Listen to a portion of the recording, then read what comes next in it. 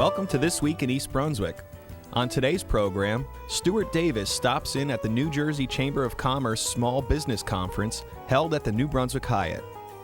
Jillian Angeline will have some scenes from last weekend's cleanup at Farrington Lake. On Hidden Treasures, Joe Bodner looks at different brands of china. Two students from Irwin Elementary School will present their cultural minutes. And on Making a Difference, Diane de Oliveira speaks with Doc Hamilton about Rutgers Gardens. Stay with us.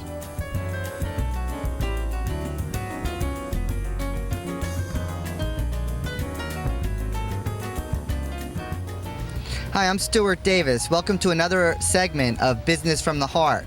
I'm here at the New Brunswick Hyatt for the New Jersey State Chamber of Commerce Small Business Conference. Inside, there are hundreds of small business owners and people who work for them here to find out the latest financing options, marketing tools, and other important information that small businesses need. John, this is quite an event. Could you tell me a little bit about it? Oh, this is our annual small business conference that we've sponsored for 8 years now with the Small Business Administration. This year's bigger and better. More than 500 people, more than 40 exhibitors, big promotion from the U.S. Postal Service. I'm really pleased with it. Now, the New Jersey Chamber of Commerce helps all businesses. What is it? How important is small business in New Jersey? Small business is hugely important. I believe about 94% of our members qualify as small business people in this state, and that's really where the growth of employment is coming from, is the small business sector. And you're right here in the heart of New Jersey. Why this location? Well, because it's right here in the heart of New Jersey, basically. You try to find a location that people can get to that's within arteries. You know how difficult it is to move around in this state, especially if you've got an event going from 8 in the morning till the mid-afternoon. You really want some place that's convenient for the small business community. And what does being a member of the Chamber of Commerce do for a small business? Actually, we provide a network. We're going to be putting webinars online so we can train small business people. We're a conduit to the general business community. Like even here, for instance, we're connecting small businesses with purchasing agents, which is hugely important. And it's also, I see you have a trailer out front, so you're not only using the inside of the Hyatt, but also the outside. Tell me about that. Oh, in fact, I was just out in the trailer, the Microsoft Across America trailer, where they're showing all their new software and how it interfaces with other software. It's pretty nifty. They've got a lot of great equipment there. So they can take small business people through and show them solutions to their small business problems. Is there anything else you'd like to add? Or? No, I think the fact that we have how-to workshops going on, that we have vendors here that can interact with small businesses, that people are currently meeting the lenders, the SBA lenders, finding the money, finding the expertise to move their business to the next level is what it's all about. Rocco, how is the store in East Brunswick going? Very well. It seems to be well received. All our members are happy with what we do there, and we have a great base, and our sales have increased every year, and hopefully we're providing good service, and everyone keeps coming back and visiting us. And Jane, as the regional manager, why do you come to a meeting like this where it's really focused on small business? Well, because we are in business for small business, first of all, and secondly, this just happened to coincide with our premier membership rolling out. It's called the Plus membership, and it's an opportunity for us to talk with all these businesses about the great benefits to our new membership. Okay, and how are you involved, Mohammed, with all that? I'm the Regional Director of Operations for the Marketplace. I cover New York, New Jersey, and Pennsylvania, part of Pennsylvania. And the support, giving support to my team, that's that's my role, and I have a great team. Okay, and I'm just going to go back to Jane and say, what is it about your company, Sam's Club, that is particularly beneficial to small businesses? Well, we eliminate a lot of the middleman. We provide warehousing for companies that just simply don't have warehouse space and can't order huge quantities. We have the best pricing around. We offer fax and pull, click and pull service where people can submit their orders to us by fax or email, and we'll have their orders pulled and ready for them. And this kind of a venue is a perfect opportunity to talk about those kinds of things. Matt, how does Microsoft fit into a small business conference? How you doing? Microsoft has a huge initiative to small businesses, and since we're a small business-focused Microsoft partner, they've allowed us to have the mobile event experience here today for the Chamber event. And what kind of business are you in, and how do you utilize Microsoft product? Well, our business basically focuses on providing IT services to companies that don't have their own IT department, which is all small businesses. So our relationship with Microsoft and the New Jersey Chamber allowed us to have the mobile event RV here today. And what we do is we basically outsource a company's IT department and provide them proactive maintenance and support. And we've won some awards from Microsoft for that as well. So coming here with this van, you don't seem like you'd be a small business. Tell me a little bit about your operation. Well, we started, like a lot of small businesses, I guess. I started the business myself out of my home about 7 years ago, and now we have 9 employees and over $1 million in sales, and Microsoft has recognized us as being one of the best partners in the area to handle small business customers. So it's really focusing on the small business that has helped us grow and get the attention of folks at Microsoft. And how has the New Jersey Chamber of Commerce helped? Well, this venue is fantastic because it centers around small business owners and business owners that want to grow their business, which are the perfect customers for us because we fit in very nicely with that. So Microsoft was very interested in allowing us to work with the New Jersey Chamber to bring the RV here today so that we can all win. Well, I hope you saw a lot of what the New Jersey State Chamber of Commerce has to offer. There's a lot of small businesses here doing business here and learning how to do business into the future. Thanks for watching, and keep in mind, if you need any more information about this, you can check out the New Jersey Chamber of Commerce website or give a call to the East Brunswick Chamber of Commerce, where they'll be happy to help you with any small business questions you may have. For Business from the Heart, I'm Stuart Davis.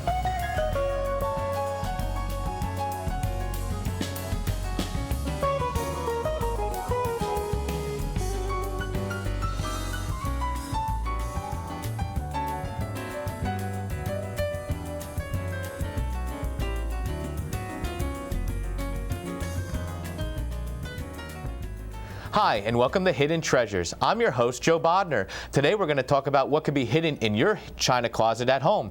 I brought an array of china from Europe. First, over here, we have 2 soups, double-handled soups from the Minton Company. The Minton Company was actually established in 1793 by Thomas Minton.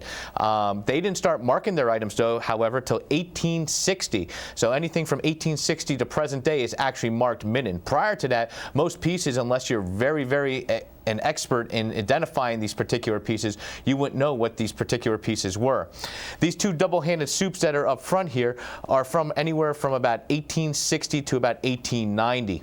This particular one behind here is also done by the Minton Company, but this was done with about 1930 to 1940. How would you know the difference between the 2? Well, the first ones are actually just marked Minton.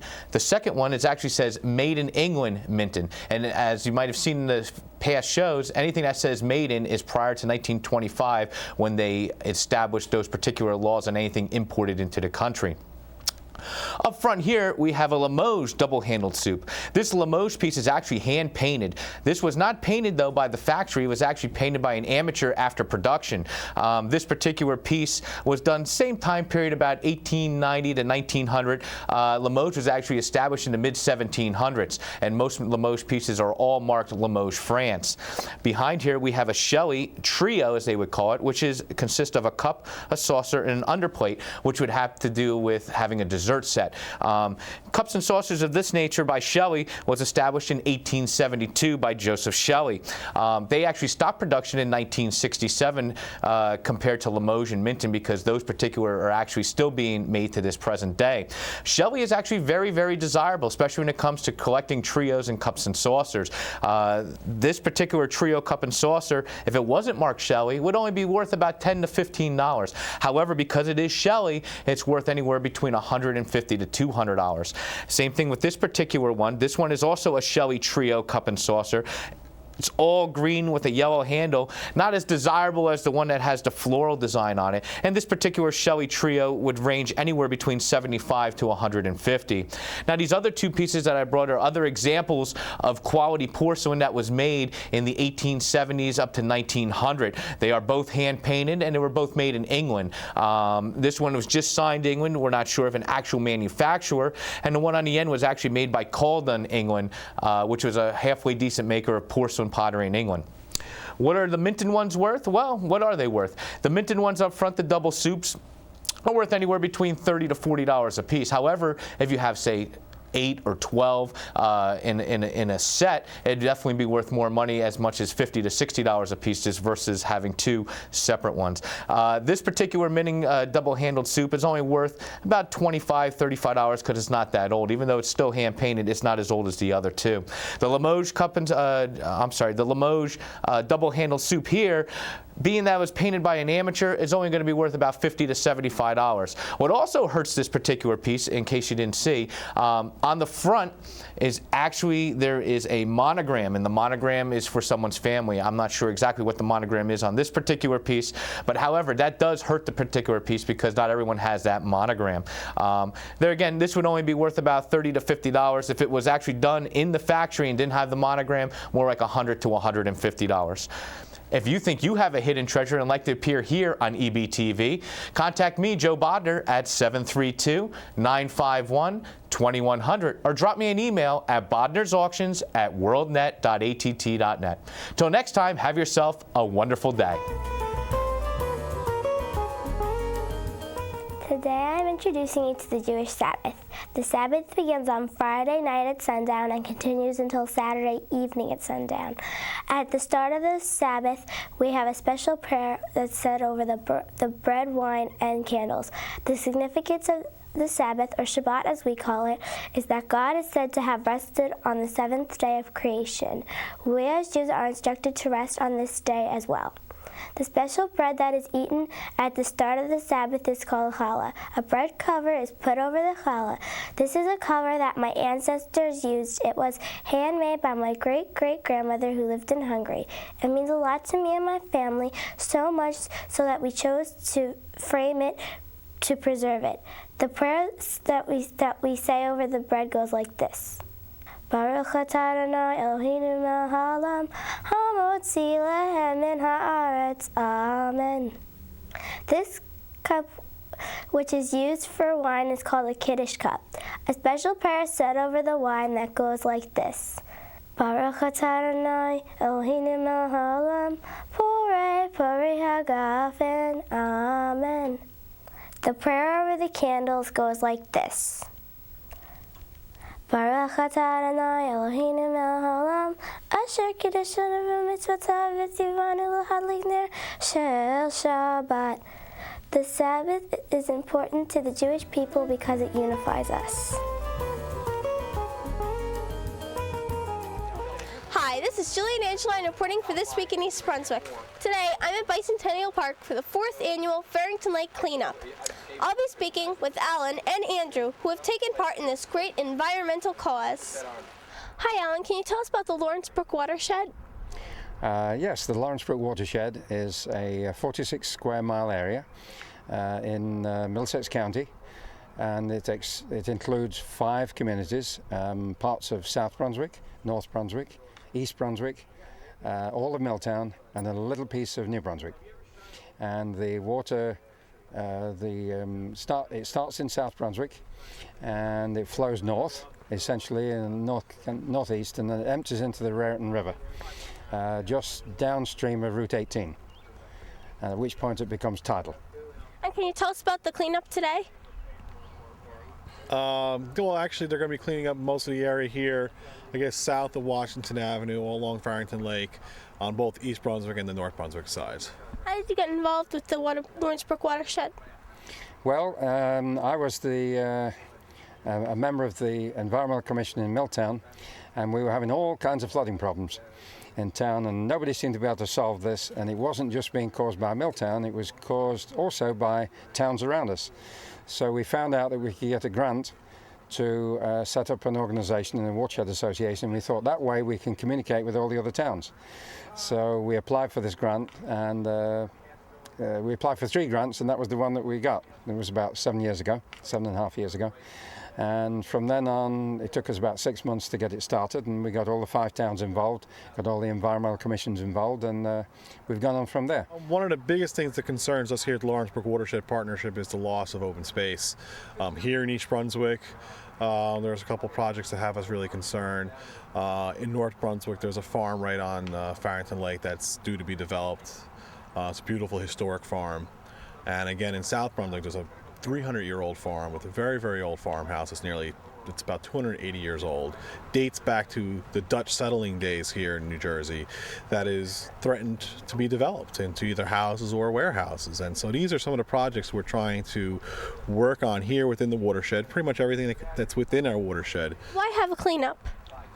Why have a cleanup? Well, because if you leave all this man-made materials around, then it looks unsightly for a start, so it spoils the appearance.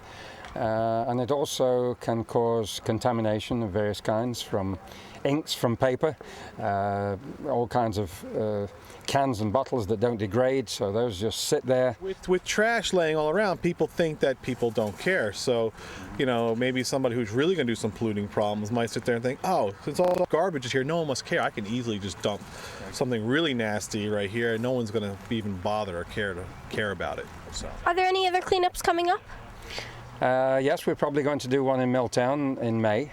And then we usually don't do them during the summer, but when we get into the fall again, we'll probably do one in South Brunswick, probably in September or October. We usually wait until about October time, because then things start to die back. You start to get a frost, and it's easier to do a cleanup at that time. So we'll probably do another one in South Brunswick and another one in Milltown at that time. Many thanks to the people who are helping today by cleaning up our area. If you'd like to get involved, look for the next cleanup. Our world will get better if we clean it little by little. This is Jillian Angeline signing off.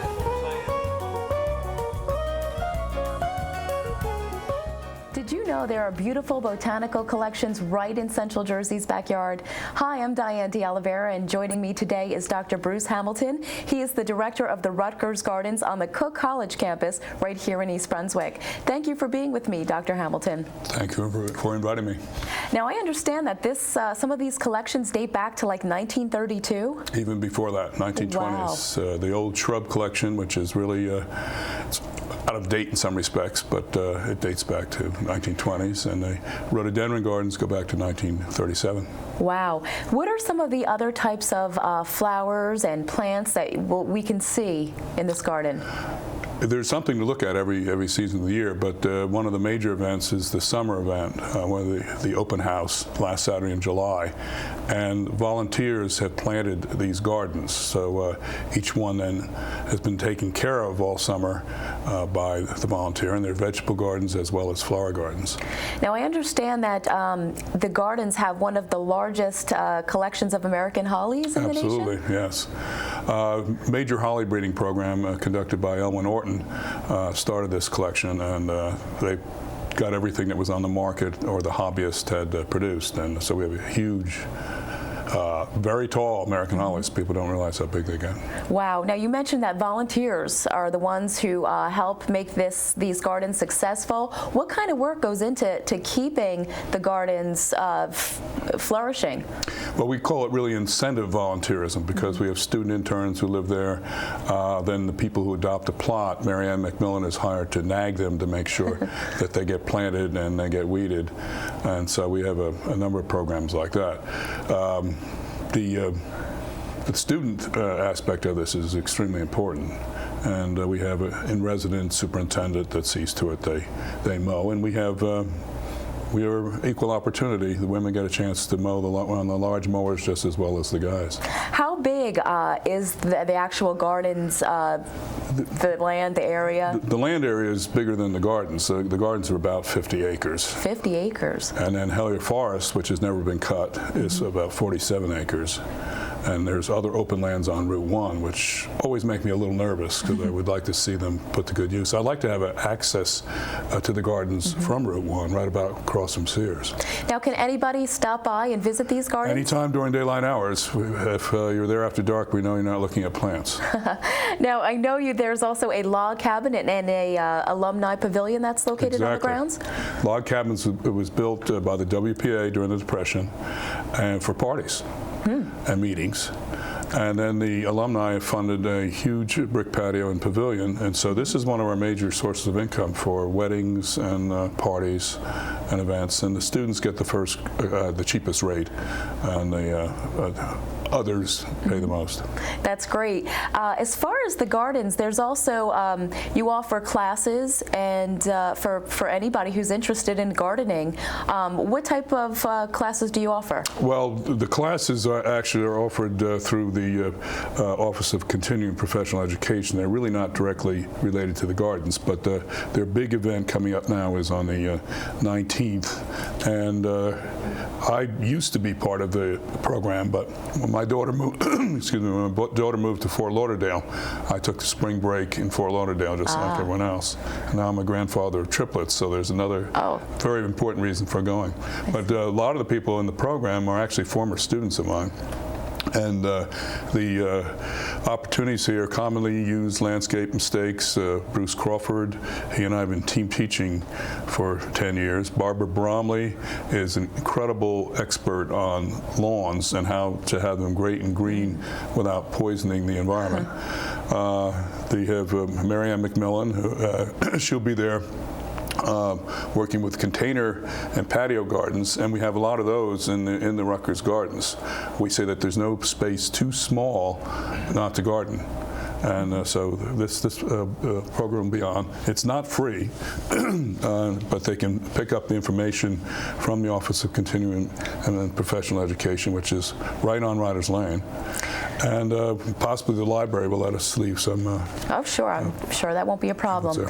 Dr. Hamilton, the Home Gardens School and also the Rutgers Gardens, you have some sales that you do. I understand on Mother's Day you have a big plant sale coming up. Our slogan is bring mom to the gardens for Mother's Day weekend and bring your checkbook. Because we have a massive plant sale and a lot of really unique stuff that you can't get nearby outlets. I was going to say Home Depot, but I won't say that. At competitive prices too, right? Yes, definitely. And so it's a 2-day event, and there's always a little gift from mom there. And it's really our major income source. Rutgers University does not fund the Rutgers Gardens. We're hoping that it will change. How much do you hope to raise from the plant sale? We've run up to $40,000. Wow, that's great. That helps pay salaries. So. Dr. Hamilton, what else do you want people to know about the Rutgers Gardens? Well, they should know about what else is there. A lot of people don't even know where it is. The access from Route 1 north is pretty difficult. You have to get over 2 lanes and immediately turn in the road, and there's no really clear signs that we're there. And there's something happening every season of the year. You come here during the wintertime, the evergreen gardens are beautiful, and walking through the bamboo any season is exciting. We have a huge bamboo forest. Very neat. For people who want more information about the Rutgers Gardens or the gardening school, what can they do? Well, the garden school number is right here, and it's 732-932-9271. And they can call our office too, if they, especially if they want to book the log cabin.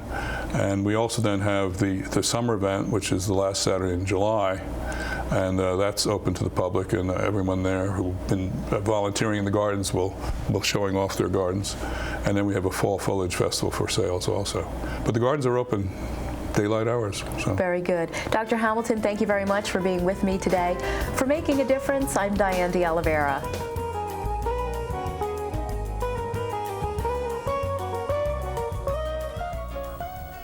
There are lots of games that Korean people play on New Year's Day. I'm going to tell you about one of them. The game is called Jaggy Jaggy. It means kicking Jaggy. A jaggy is a round ball that is covered with glass. The way to play the game is to throw the jaggy and kick it with the side of your foot.